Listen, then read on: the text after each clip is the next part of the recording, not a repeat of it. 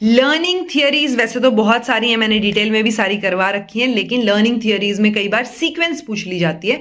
सो अगर मोटी मोटी सीक्वेंस आपको पता होगी तो आप लिख पाएंगे या आप जो है क्वेश्चन सोल्व कर पाएंगे। सो ये 5-6 जो थियरीज हैं इनकी सीक्वेंस देख लीजिए। सबसे पहले जो है इनमें से आती है थॉर्नडाइक कनेक्शनिज्म, थॉर्नडाइक की जो कनेक्शनिज्म की थियरी है, देन पैवलोव की क्लासिकल कंडीशनिंग, देन थर्ड पे आप लिखिए स्किनर की, यानी उसके बाद आती है Skinner's operant conditioning, then Tolman की sign gestalt theory, then cognitive theories आती हैं और फिर कंस्ट्रक्टिविस्ट थियरीज आती हैं। सो ये सारी चीजें जो है आपको पता हो, पहले वो तो ऑब्वियसली कॉमन है, पहले बिहेवियरिज्म आता है या बिहेवियरिज्म से रिलेटेड थियरीज आती हैं, देन आपकी कॉग्निटिविज्म से रिलेटेड थियरीज आती हैं और लास्ट में आपकी कंस्ट्रक्टिविज्म से रिलेटेड थियरीज आती हैं।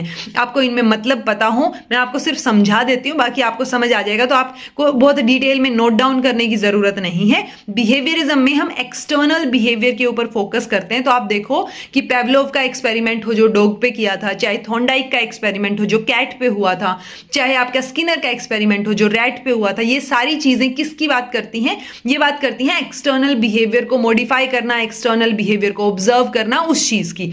इनमें से किसी भी एक्सपेरिमेंट में ये नहीं सोचा जाता कि बिल्ली जो है वो क्या सोच रही थी या चूहे ने क्या सोच के वो डायरेक्शन ली, या जो है सलाइवा या ड्रूलिंग हो रही है, सलाइवा रिलीज हो रहा है, तब डॉग जो है वो क्या सोच रहा है। इन सारे एक्सपेरिमेंट्स में सिर्फ एक्सटर्नल बिहेवियर की बात हो रही है।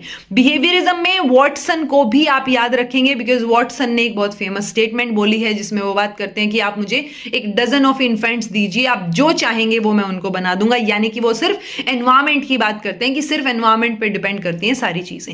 सो बिहेवियरिज्म वाले जो है वो बिहेवियर पे फोकस करते हुए दिखेंगे।